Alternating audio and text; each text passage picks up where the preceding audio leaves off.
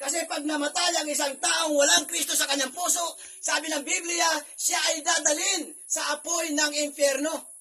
Hindi po ba naniniwala po tayo sa impyerno? Naniniwala po ba tayo? Na may impyerno at langit? So, dalawa pong destinasyon ng tao, langit at impyerno. Sino ang dadalhin sa impyerno? Yung nagpapatuloy sa kasalanan. Di ba?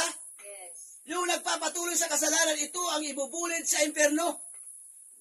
Magpasalamat tayo sa Diyos dahil tayo ay napawalang sala na sa pamamagitan ng ating pananampalataya sa Diyos. Di ba? Napakabuti ng Panginoon. Di ba kayo natutuwa doon? Tutuwa. Ha? Hallelujah. Dahil sa pananampalataya, binigyan tayo ng pag-asa. So yun yung kailangan natin. Sampalatayanan natin. Saan ba natin sampalatayanan ng Panginoon? Doon sa kanyang ginawa, doon sa cross. Di ba? Amen. Kasi kung hindi siya napako sa cross, hindi tayo matutubos sa ating mga kasalanan. Kaya pananampalataya natin na si Kristo ay namatay si Kristo para sa iyo, para sa ating lahat. Sabi ng iba mga tao, Brad, ang Biblia gawa lang ng tao. Oo, naman. Ang Biblia po ay gawa ng tao. Pero tandaan ninyo, ang gumawa ng Biblia, hindi ordinaryong tao lang, kundi ito ay linukuban ng banal na Espiritu. Kinasihan ng mga Espiritu upang isulat ang kanyang mga salita. Kumbaga para ang nangyari abang nagsusulat yung propeta, abang nagsusulat, dinidiktahan siya ng Panginoon na ito ang isulat mo para ang mga tao ay mayroong sundan. Amen. Amen ba?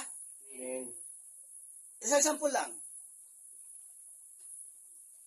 Halimbawa lang kita. Halimbawa, isa sa inyo, mayroon kayong mamanahin na ari-arian sa iyong mga magulang. Ngayon, kung wala kang testamento, wala kang kasulatan, paano mo masasabi na ikaw ay may mamanahin sa iyong magulang kung wala ka namang testamentong hawak? Hello? Amen. Simple lang, di ba?